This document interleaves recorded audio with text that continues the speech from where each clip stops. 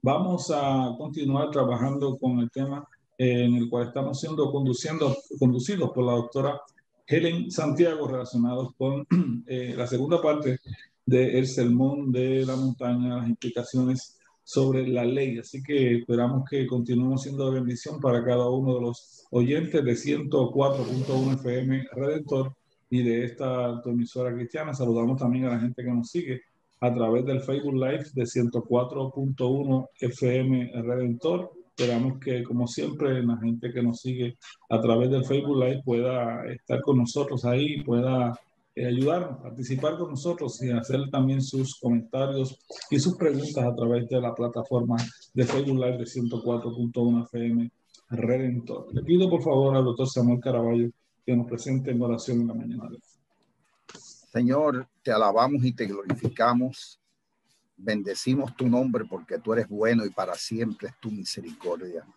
Te pedimos en esta hermosa mañana que un espíritu de gracia y de sabiduría se manifieste entre nosotros, sí, para poder compartir esta enseñanza de hoy con nuestros hermanos que nos escuchan. Gracias. Te pido bendigas a Puerto Rico y mires nuestra tierra y mires otras tierras que también se comunican con nosotros en esta mañana y que tu poder se manifieste en sus vidas. Oh Señor, te pedimos por Jesucristo tu presencia. Amén. Amén. Amén. Bien, les recordamos que Pensando en Voz Alta es auspiciado por la Universidad Teológica del Caribe, Universidad Teológica del Caribe, con programas en institutos bíblicos, grados asociados, bachilleratos, certificados y maestría, bachillerato en educación cristiana, en capellanía institucional, interpretación bíblica, en ministerios urbanos y en consejería pastoral, maestrías en educación en niños y adolescentes, misiones, capellanía, consejería y cuidado pastoral, ministerios eclesiásticos y liderazgo, maestría en divinidad, en Biblia y en teología, y doctorado en ministerio en alianza con Pentecostal Theological Seminary PTS de Cleveland, Tennessee.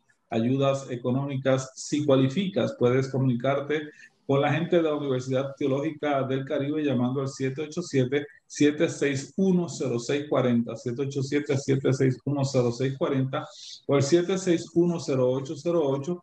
También puedes entrar a su página de internet utcpr.edu, utcpr.edu, Universidad Teológica del Caribe. Doctor Caraballo, hablemos un poquito de los procesos de matrícula. ¿Dónde estamos en estos días con la Universidad Teológica del Caribe?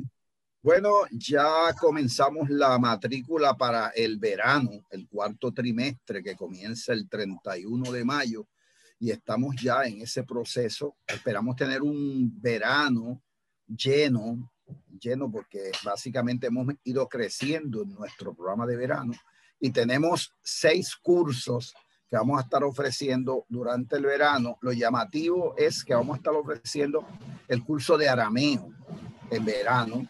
Y vamos a tener también un curso de antropología teológica. Menciono esos 2 casos porque son 2 profesores invitados que debido a lo virtual nos permite tenerlos con nosotros, uno desde Ecuador y otro desde Perú, que van a estar dando cursos en nuestra institución. Así que lo que hay que hacer es llamar al 761-0640, la extensión 1241, para uno hacer la matrícula, que de hecho la podemos hacer toda la matrícula de manera virtual por nuestro sistema.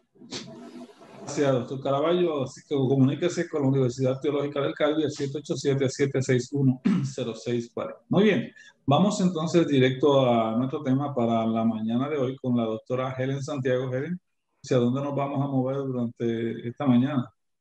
Bueno, en la sesión pasada, yo la titulé El ideal incumplible. El Sermón del Monte termina diciendo, entre otras cosas, sean perfectos, como su Padre celestial lo es. Sabemos que esto es imposible para el ser humano. Y Pablo respondió a eso diciendo, sigo al blanco. Siempre con la esperanza de verdad de siempre agradar a Dios en lo máximo, en lo posible, y en medio de las fragilidades humanas, de las debilidades, pues aprender de ella, sobreponernos y tú sabes, siempre hasta el final tratar de hacer lo mejor. Y en eso pues cuenta la intención del corazón, que es una de las cosas que menciona el Sermón del Monte. A mí me gustó mucho, ¿verdad?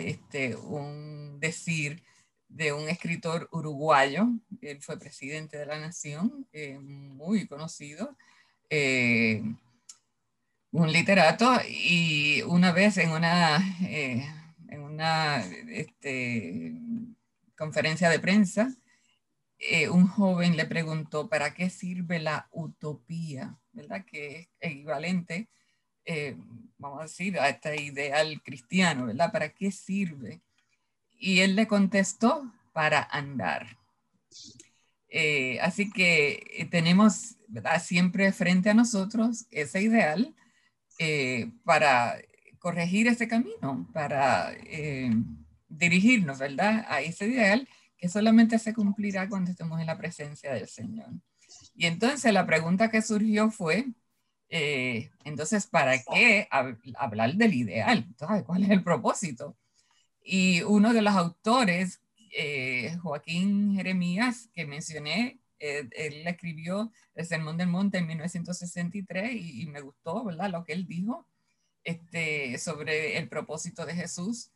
En primer lugar, él menciona tres. En primer lugar, crear conciencia de la imposibilidad de cumplir la demanda de Dios. ¿Y por qué esto es importante? En segundo lugar, y contesta la primera, ¿verdad?, para romper la autodependencia. O sea, si nosotros reconocemos nuestras limitaciones, debilidades, ¿verdad?, entonces dejamos de depender de nosotros mismos para depender del Señor. Nosotros creemos, ¿verdad?, que el Espíritu Santo nos dirige, que intercede al Padre, porque Él sabe mejor que nosotros, ¿verdad? Porque nosotros en esas limitaciones humanas a veces no entendemos qué es lo mejor, pero el Espíritu Santo sí lo sabe, y entonces, ¿verdad?, nos lleva a la presencia del Señor, qué cosa maravillosa.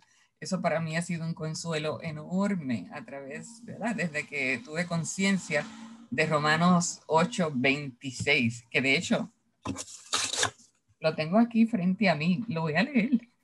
Esta es la versión Dios habla hoy. El Espíritu nos ayuda en nuestra debilidad, porque no sabemos orar como es debido. Pero el Espíritu mismo ruega a Dios por nosotros, con gemidos que no pueden expresarse con palabras. Y Dios, que examina los corazones,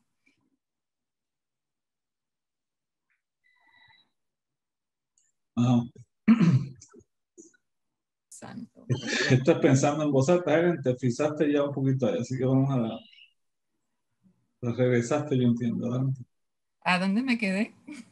Dios que examina los corazones.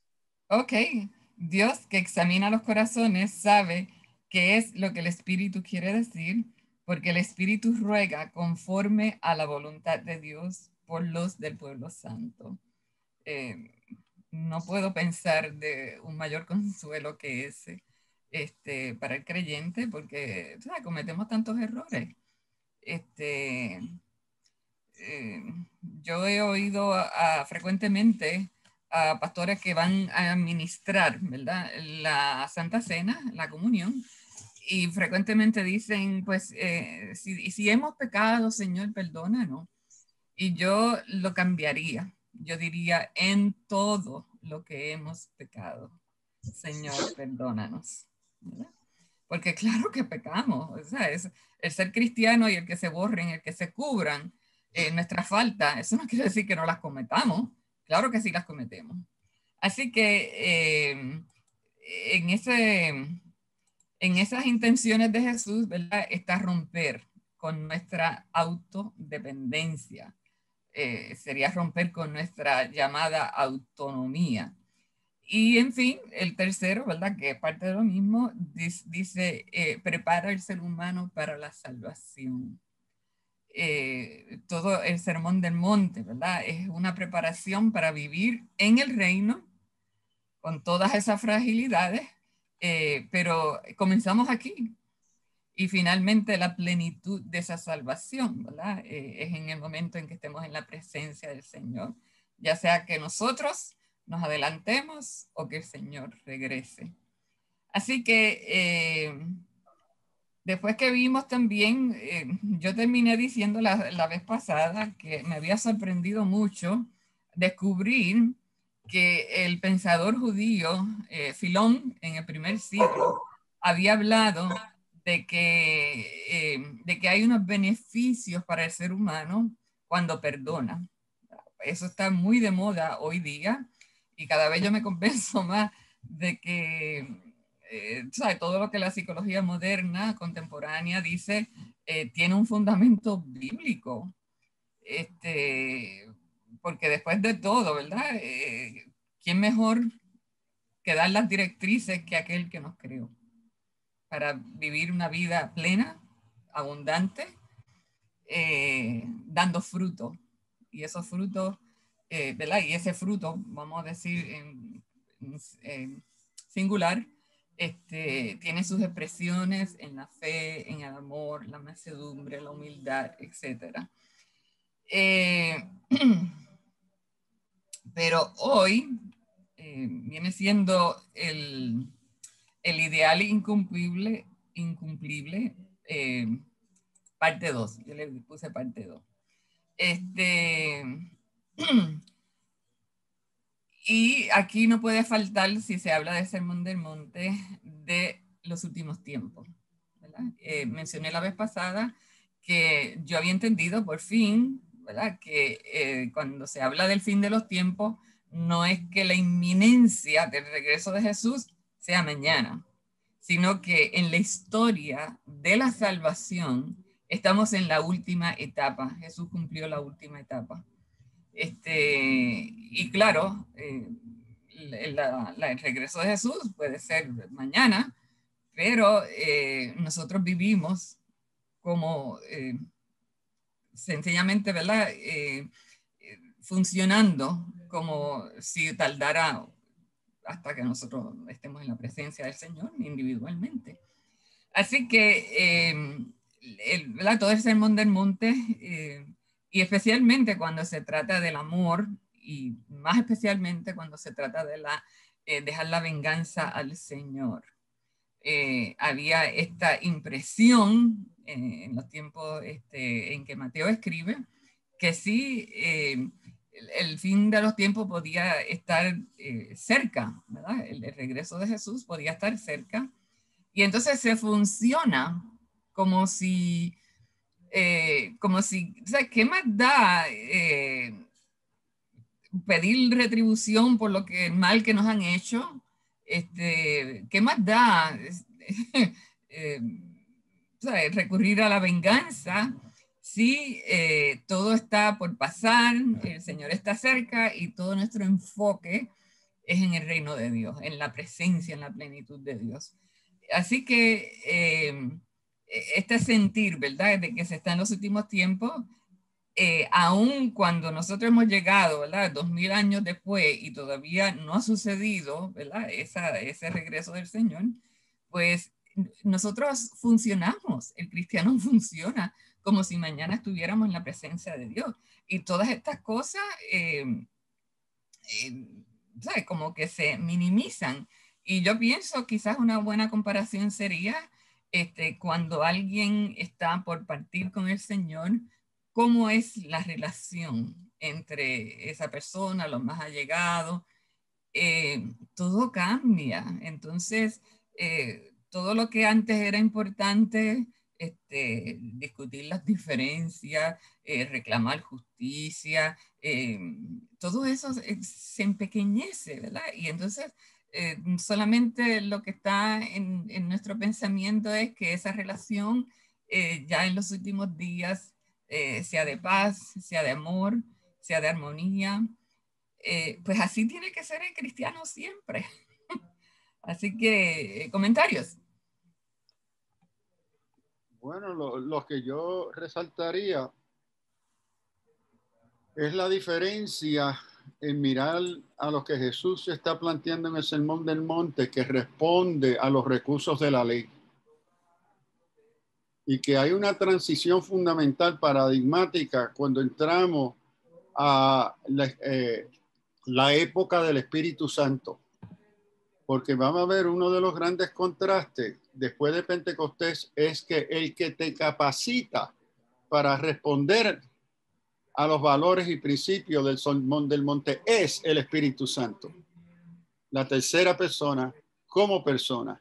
Y eso está ausente. Esa numatología no es parte de la numatología del Antiguo Testamento, porque la numatología, la doctrina del Espíritu del Antiguo Testamento es impersonal y es bien selectiva. Pero el cambio que vamos a ver después de Pentecostés en la numatología del reino es que el capacitante, el que te acompaña, que orienta, respondiendo a esos principios del Sermón del Monte, es el Espíritu Santo en la vida del creyente. Amén. Y que Jesús puede hablar de eso porque Él está lleno del Espíritu Santo. Y se está anticipando. Y vemos que la Escritura nos dice que el inicio de la época de la escatología, el fin de los tiempos, es la venida del Espíritu Santo. Entonces, cuando miramos al Sermón del Monte, todavía se está tratando con la ley y los elementos ideales y el llamado bajo el Sermón del Monte en relación a la ley. Pero entonces el gran brinco al Espíritu Santo, que ahora viene como el otro consolador a acompañarnos a poder lograr no vengarnos, que los capacita para amar al prójimo, para ser justos, para procurar la paz, comienza a hacerse viable a través del Espíritu Santo en la vida del creyente y en la misión del reino.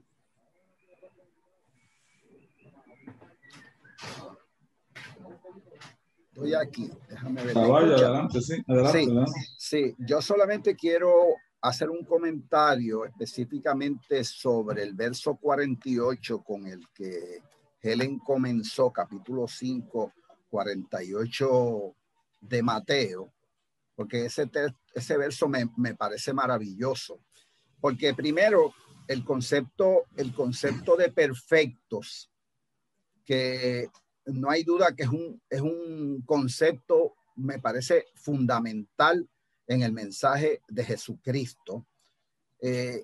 Tiene como referencia el carácter de Dios. Yo he dicho, el Sermón del Monte obviamente no está elevando las normas de la sociedad, sino está enfocando al discípulo hacia el carácter de Dios. De hecho, cuando yo veo ese verso 48, sed perfecto como vuestro Padre que está en los cielos es perfecto, yo pienso en el planteamiento que Yahvé le hizo a Israel.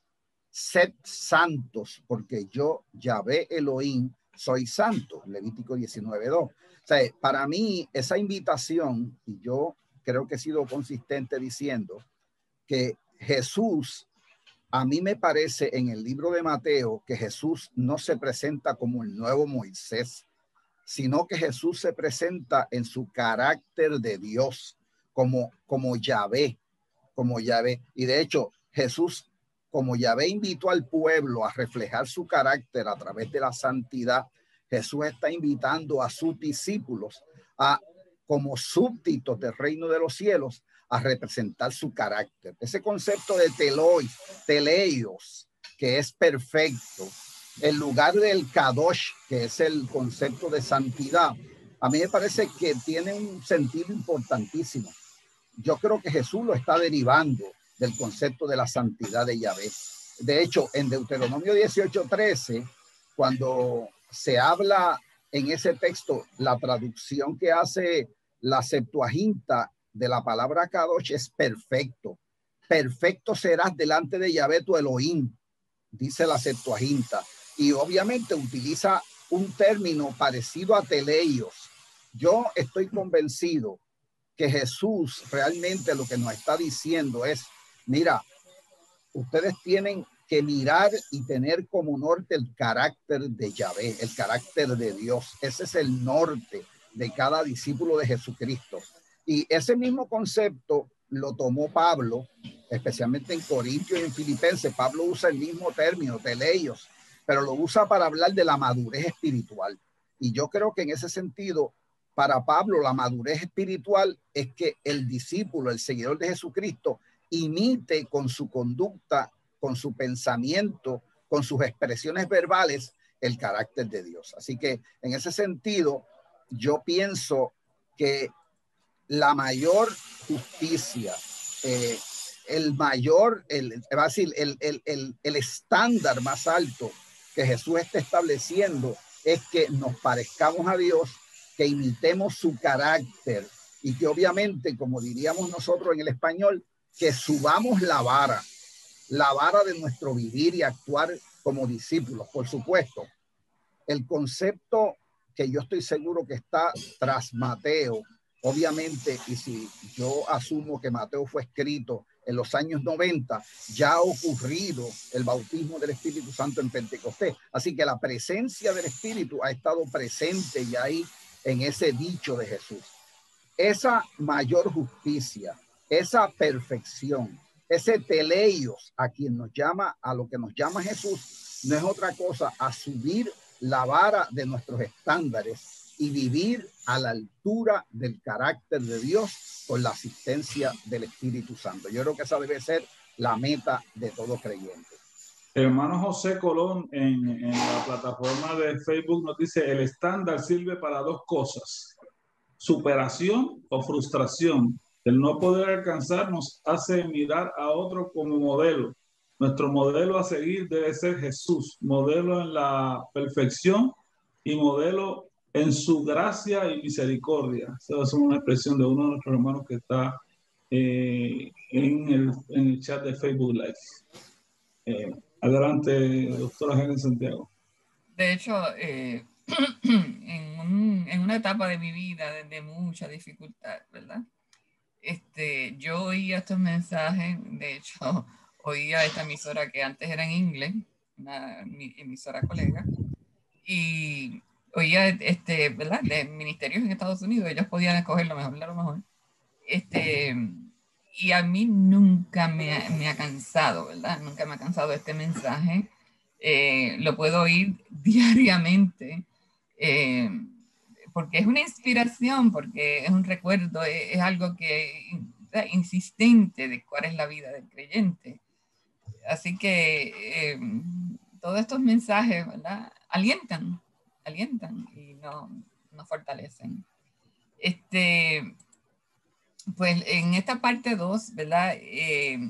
A mí me parecía un tanto raro que estoy dando continuidad a la regla de oro. Que me parecía que esta regla de oro estaba como inmersa, como que fuera de sitio en el capítulo 7. Y yo decía, pero tú sabes, cuando Mateo reunió todos los dichos y enseñanzas de Jesús en estos 3 capítulos, bueno, no todos, pero muchos,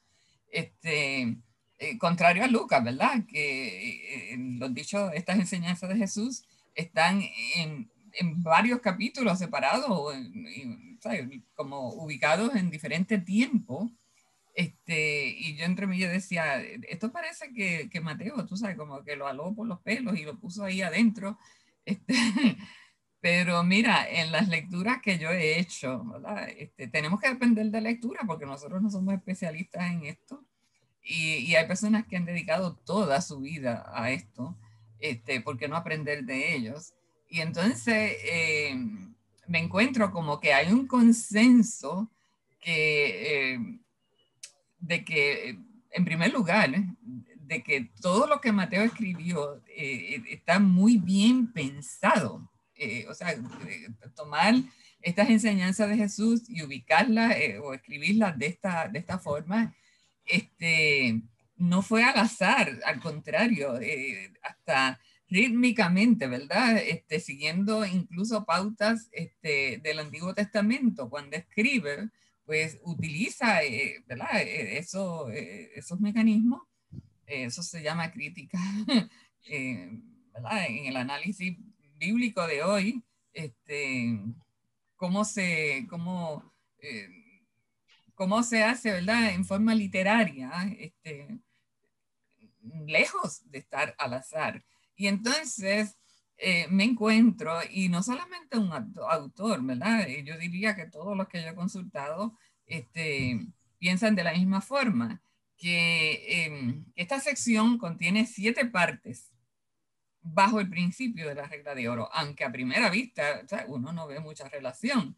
Y entonces, pues, que de hecho yo brinqué la parte que toca al culto, ¿verdad? Estos analistas bíblicos dicen, esta parte está dedicada a esto, y esta otra, hay una sección intermedia que es dedicada al culto, que habla de la limosna, habla del ayuno, de la oración, ¿verdad? Y esto no sé por qué, pero sencillamente le brinqué por encima. Y es que la cuestión del amor a mí me fascina, ¿verdad? ¿Por qué? Porque lo necesito. Es una necesidad imperiosa del ser humano tener esta conciencia. Y entonces, para mi sorpresa, cuando empiezo a leer, tú sabes, veo la relación que hay en estas 7 partes previo a la regla de oro. En primer lugar, habla sobre la acumulación de dinero, la acumulación de recursos, reunir tesoro en la tierra. ¿Por qué tiene que ver esto con con la regla de oro? Porque la persona que tiene su corazón en acumular dinero, recursos en la tierra, pues sencillamente está mostrando un egoísmo.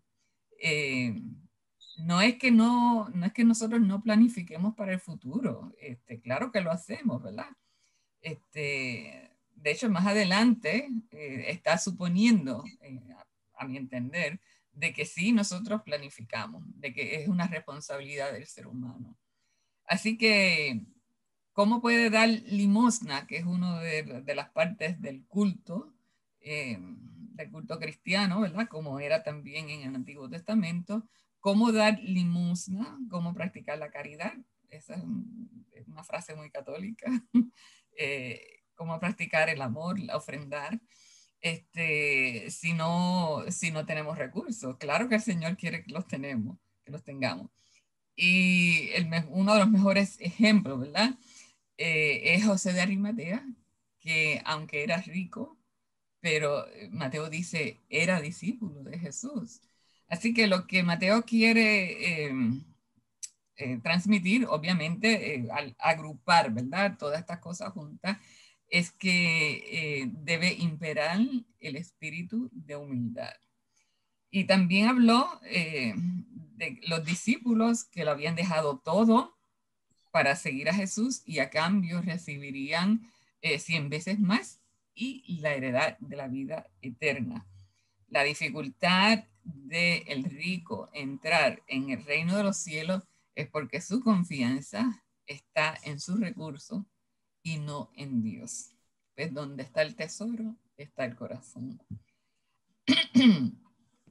Y claro, el tesoro del cielo, acumular tesoro en el cielo ya está implícito en las bienaventuranzas, cuando habla de que tendremos consolación, heredaremos, ¿verdad? Vamos a estar en plenitud, donde habrá justicia, donde habrá misericordia. Ese es el tesoro del cielo, del reino de los cielos, ¿verdad? No tiene nada que ver con recursos materiales. ¿Algún comentario? Sullivan, ¿verdad? Caraballo.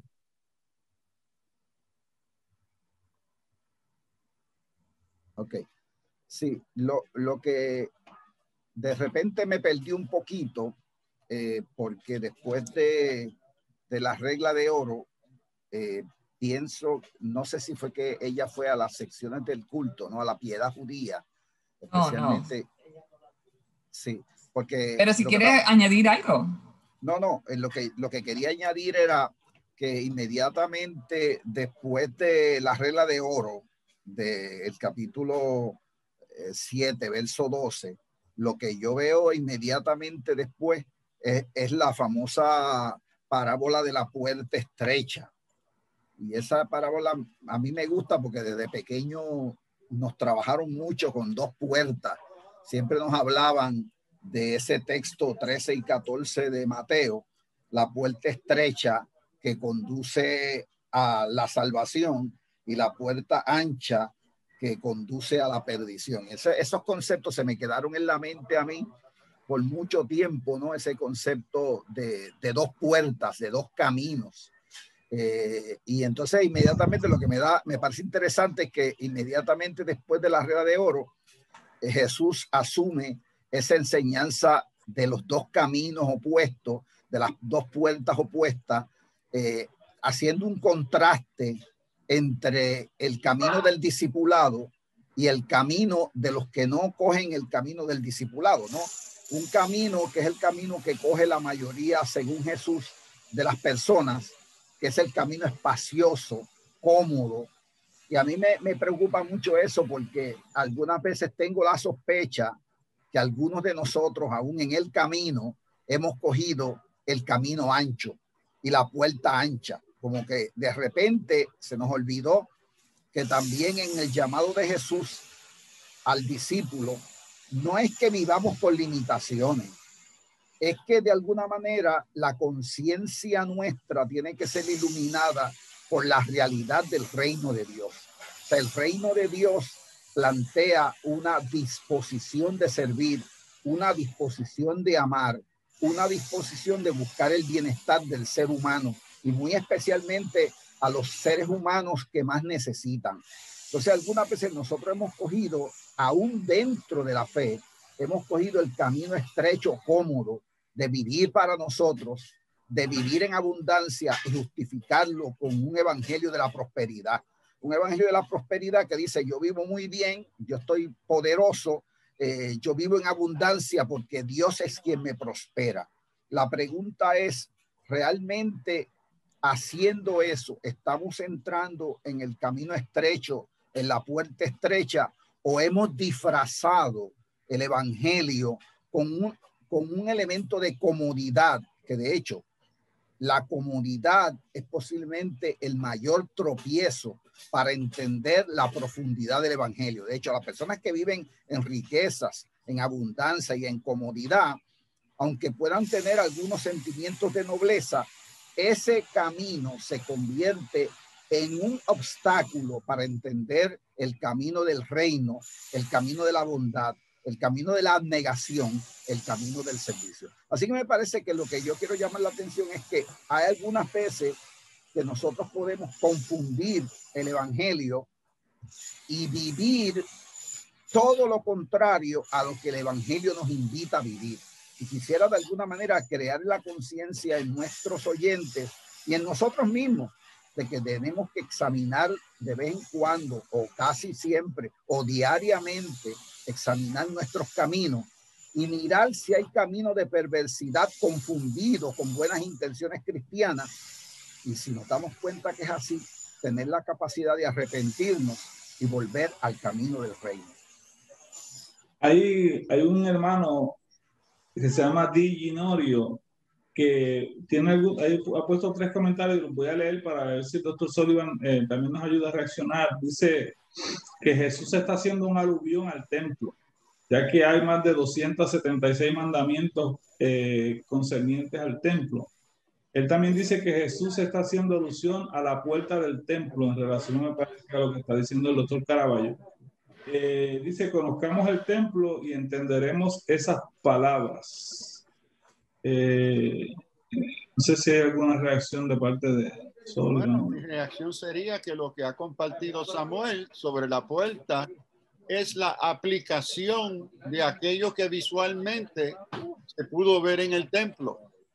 Es decir, el templo es el lugar particular histórico, pero que la enseñanza es lo que Samuel ha estado compartiendo, que se está tomando el templo o la visualidad del templo para poder comunicar unos principios del reino.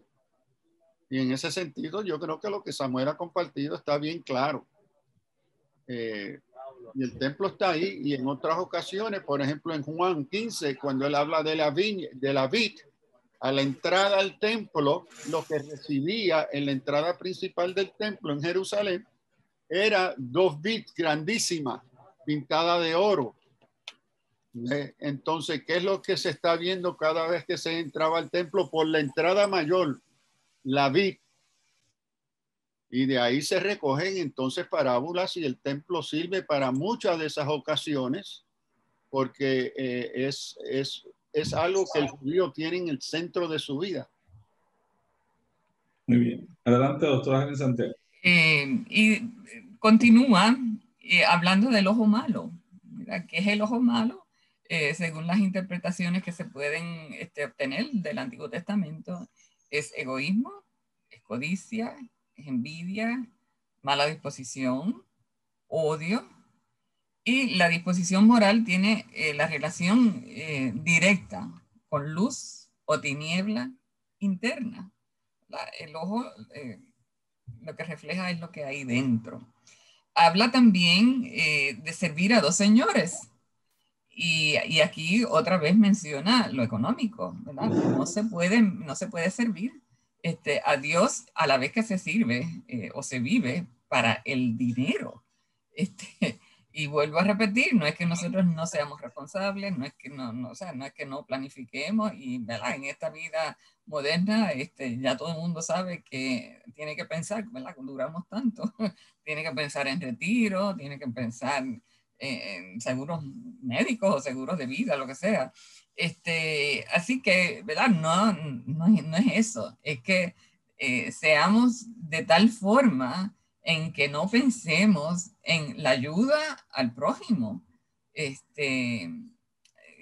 Yo recuerdo haberme topado, ¿verdad? Con esta forma de pensar en muchas entrevistas, que la gente decía, y de hecho está en lecturas también, ¿verdad? Estoy pensando en una en específico, publicado por la Universidad de Puerto Rico, de un autor que ahora no me acuerdo el nombre, pero de apellido Acevedo, sus memorias, una cosa, algo maravilloso. Cuando yo se lo di a mi mamá para leer, no lo podía soltar, ¿verdad? Y esas personas mayores no son muy dadas a la lectura, pero una cosa maravillosa. Y algo que, ¿verdad? Común a todo eso que oí, que leí, es que se era bien pobre, pero bien pobre. Sin embargo, había mucho compartir. O sea, dentro de la pobreza no faltaba la caridad, ¿verdad? El amor por los demás. Este dato lo mencioné una vez, que de hecho lo incluí en mi libro, porque me pareció, tú sabes, una cosa preciosa. Los hermanos en el pueblo de Humacao, cuando conocieron el Evangelio, y una de ellas, ¿verdad? Una de las feligreses dijo, cuando no veíamos humo, ¿verdad? A la hora de la cena, salir de un hogar, que en aquel momento eran bohíos, eran de tabla de palma y cubiertos de yaguas o de maleza. Cuando no veíamos salir humo, sabíamos que teníamos que compartir nuestra comida. Y claro, estamos hablando de que, o sea, eran comida de porciones increíblemente, ¿sabes?, bajas, pero había ese sentir, ¿verdad?, muy común, porque se conocía el dolor de primera mano. Así que, ¿verdad? Y hoy, donde ahora tenemos tanta abundancia en comparación, pues estamos en la misma disposición a compartir lo que tenemos con los demás. Eso es una pregunta que debe quedar ahí en el aire. Otro punto, ¿verdad? Es la preocupación. Quien es llamado a no tener tesoro terrenal es como si fuera invitado a la ansiedad. En aquel momento, obviamente, no hay los patrones que hay hoy. Y Jesús advierte en contra de ellos. Dios no solo creó el mundo, está involucrado en él. La naturaleza está entrelazada, proveyendo para fauna y flora, ¿verdad? Por eso habla de que Jesús provee para los pájaros, los pajarillos que están, ¿verdad? A expensas, y lo que transmite, ¿verdad? Es que hay una provisión divina y que Dios está activo. Lo que no quiere decir, ¿verdad? Es que se exima de responsabilidad, y que siempre hay una inseguridad, es inevitable, ¿verdad? Como es la comparación del pájaro que cae, ¿verdad? Obviamente la naturaleza tiene, ¿verdad? Una existencia limitada, y la preocupación no resuelve nada. Yo personalmente recuerdo haber estado en momentos en que me acostaba pensando en algo y me levantaba pensando en algo, y de repente yo dije, o sea, ¿qué yo hago preocupándome por algo que no puedo resolver? Si yo pudiera resolver preocupándome, pues, tú sabes, debería hacerlo. Pero, ¿qué saco yo con preocuparme por algo que yo no puedo resolver? Y eso me dio un gran aliento. Así que la vida es frágil, es breve, y ¿sabes cuántos salmos no hablan de que, y otros pasajes, de comparar la vida con la hierba del campo, ¿verdad? Que hoy está y mañana no. Se mantiene como una incógnita. ¿Cómo no preocuparse por las cosas básicas de la vida? ¿Verdad? ¿Cómo depender de Dios en un mundo donde el mal triunfa demasiado a menudo? ¿Cómo no planificar para el futuro? Lo que es innegable es que la providencia divina es real, y que Dios está interesado en el ser humano. Y yo creo que ese es el mensaje principal. Y este autor, Allison, que lo he mencionado anteriormente, me gustó muchísimo. Él cita al teólogo suizo Karl Barth, que consideró este pasaje, ¿verdad? Hay esa incógnita. Sencillamente aceptar las limitaciones de nuestra existencia y de vivir en expectación del fin. O sea, esa esperanza que nos mantiene a nosotros mirando al cielo. Y ¿sabe cuántos de nuestras alabanzas, cuánto de cuando nos reunimos, los mensajes, de sencillamente no olvidándonos la esperanza que tenemos, ¿verdad? De esa plenitud en el Señor. También hay otro punto, y es el juzgar. Y aquí, tú sabes, esto es un punto que nosotros nos tenemos que cuidar mucho cuando hablamos de las reglas, ¿verdad? De la regla de oro. Un biblista dijo, y voy a citar, que podía ser explicado de la siguiente forma: no condenes para que no sea condenado. Somos rápidos, bastante rápidos en ¿verdad? Llegar a conclusiones que a veces, aun cuando pudieran ser ciertas, ¿verdad? Lo que debe dominar es la misericordia y la humildad. Y hago ¿verdad? Los biblistas también comúnmente hacen esta salvedad de que eso no exime a que el Estado, la responsabilidad del Estado, es de resguardar el orden y la justicia, ¿verdad? En nuestro plano personal, pues podemos nosotros amar al que nos ha hecho daño, o al que ha violado la ley, que ha cometido delitos, y eso está bien, pero eso no quiere decir, ¿verdad?, que el Estado no tenga una responsabilidad, lo cual es bíblico también. Es mencionado por Jesús y por el gran teólogo Pablo, de que el Estado, ¿verdad?, está para guardar el orden. Si no, nos aniquilaríamos unos a otros si no hay un orden, si no hay un sistema, ¿verdad?, de corrección.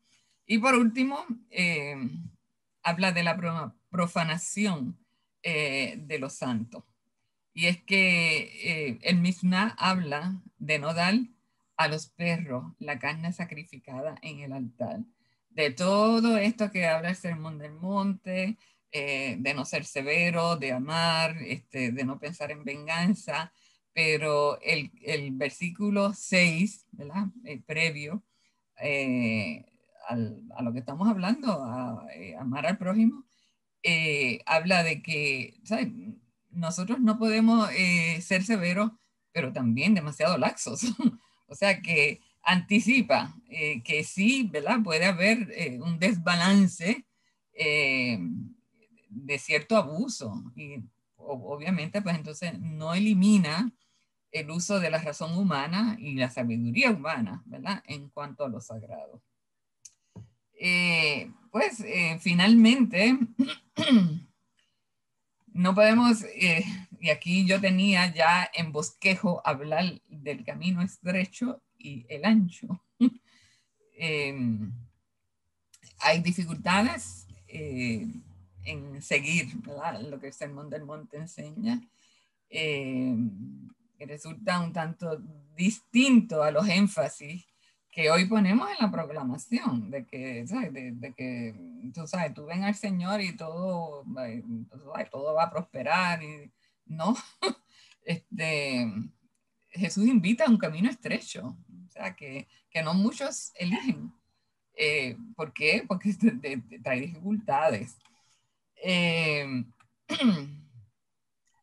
Y también advierte sobre, o sea, cumplir todo lo que el Sermón del Monte pide, o hacer el esfuerzo por cumplir, es distinto a tener dones espirituales, porque se puede tener dones de sanidad, de lengua, de esto, de lo otro, pero en la vida personal se puede ser muy, muy distinto a la apariencia. O sea, podemos tener apariencia de piedad, pero el corazón puede ser otra cosa. Así que está advertido, tú sabes, tú puedes hacer montones de cosas con dones, pero otra cosa es el corazón. Y para terminar, y a oír los comentarios, ¿verdad? Finales, yo con esto termino este tema. Seguir, o por lo menos, ¿verdad? Hacer un esfuerzo genuino, auténtico, por seguir las enseñanzas de Jesús, es como la persona que construye una casa. Si está construida sobre la arena, cuando llega el momento de la dificultad, cuando llega el momento, ¿verdad?, de la tempestad, cede, cae. Pero cuando está sólidamente construida sobre la roca, se mantiene firme. Gracias, Helen. Helen está como algunos predicadores, ya dijo como 4 veces para concluir. El Sullivan, adelante para cerrar el minuto final. Amén. Caraballo. Micrófono, Caraballo, micrófono.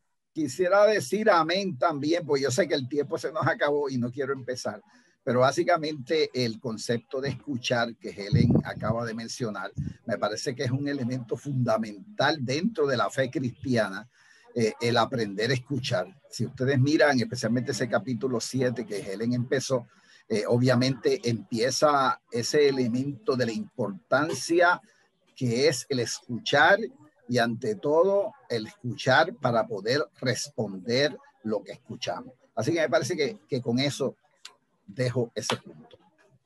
Hay alguien que pregunta en el chat y Sullivan en un minuto le vas a contestar si se puede razonar la fe, aunque ese no es el tema, dice él, pero si se puede razonar la fe. Absolutamente. Es decir, Dios nos ha dado la capacidad cognitiva, las capacidades emocionales, etcétera, y la fe y la comprensión, lo que se llama fides quorum intellectum, es decir, para yo poder creer necesito entender, pero para poder entender necesito creer. Anselmo, Agustín, es decir, el Señor nos ha capacitado con ambas. Y en la parábola del sembrador, capítulo 13, el Señor fue bien claro que la semilla se perdió, entre otras razones, por la ignorancia, el no haber entendido. Y cuando cierra la parábola, él dice, la buena semilla que cayó en buen terreno son aquellos que oyeron y entendieron. Entonces, en la fe cristiana no hay una separación, una polarización entre el entender y el creer. Y esos textos del pasaje que la letra mata y el espíritu vivifica es una distorsión extraordinaria del exégesis de ambos textos. Amén. El Señor nos ha capacitado con las dos y las dos necesitan acompañarse el uno al otro. Muy bien, gracias, doctor Sullivan. Gracias, Helen, por este extraordinario tema. De hecho, me parece que esa pregunta y esa respuesta de Sullivan da pie para el próximo tema que vamos a estar trabajando con el doctor Samuel Caraballo sobre la educación cristiana, que comienza la semana que viene. Así que siga en sintonía con 104.1 FM Redentor y sigue en sintonía con Pensando en Voz Alta. Nos escuchamos el próximo martes a las 9 de la mañana. Que el Señor les bendiga a todos. Dios le bendiga. Lindo día.